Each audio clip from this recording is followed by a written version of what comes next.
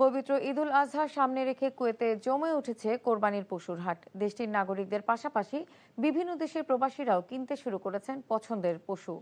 দূর দূরান্ত থেকে তারা ছুটে আসছেন হাটে। এখানকার পশুর খামারিগুলোর মালিক কুয়েতে হলেও দেখাশোনা করেন বাংলাদেশিরা।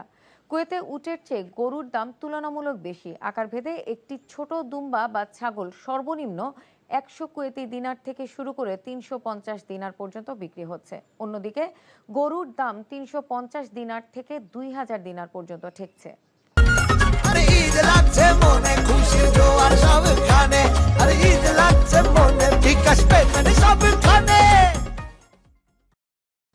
পরিস্থিতিতে এই দেশে সাধারণত গরু বাইরে থেকে আসে, বিশেষ করে সোমালিয়া থেকে, আফ্রিকা অঞ্চল থেকে এবং পাকিস্তান, ইন্ডিয়া থেকে আসে।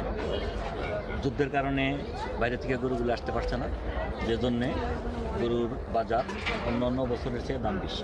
প্রতি বছরের নিয়ে এবারও আমাদের কোরবানির সময় শুরু হয়ে গেছে।